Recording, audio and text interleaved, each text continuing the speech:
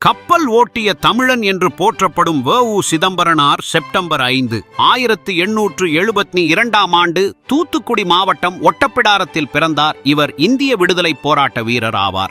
இவரது தந்தை உலகநாதன் பிள்ளை, தாய் பரமேசுவரி அம்மாள் ஆவர். வழக்கறிஞராக தொழில் செய்து மக்களுக்கு பல நன்மைகளைச் செய்தார். தமிழ் மொழியில் சிறந்த பற்று கொண்டு இலக்கியப் பணிகளிலும் ஈடுபட்டார்.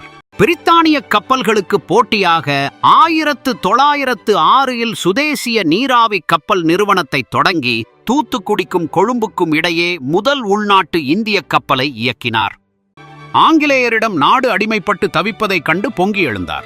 இதைக் கண்டு கோபமடைந்த ஆங்கிலேயர் தங்கள் கப்பல்களில் பயணக் கட்டணத்தை தடாலடியாக குறைத்தனர். ஒரு கட்டத்தில் கப்பல் பயணம் இலவசம் என்றும் அறிவித்தனர். இதனால் வ.உ.சி. இன் கப்பல் நிறுவனத்துக்கு பெரும் இழப்பு ஏற்பட்டது. அதையும் தாங்கி போராட்டத்தை தொடர்ந்தார். இவரது போராட்டங்களை கண்ட அஞ்சிய ஆங்கிலேயர் ஆங்கிலேய அரசுக்கு எதிராக செயல்படுவதாக குற்றம் சாட்டி வழக்கு தொடர்ந்தனர். வ.உ.சி.க்கு சிறை தண்டனை விதிக்கப்பட்டது.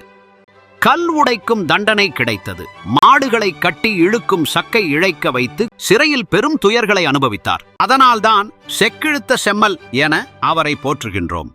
எண்ணற்ற துன்பங்கள் வந்தபோதும் வ.உ.சி. மனம் கலங்காது சிறை கம்பிகளுக்கு இடையேயும் தமிழுணர்வையும் தேசிய உணர்வையும் வளர்த்தார்.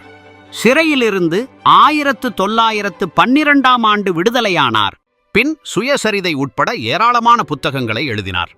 உடல் நலிவுற்ற நிலையில் ஆதரவு தர யாரும் முன்வரவில்லை. அவரது கப்பல் கம்பெனி மூடப்பட்டது. பெருமையுடன் வாழ்ந்த அவர் வறுமையின் பிடியில் சிக்கினார்.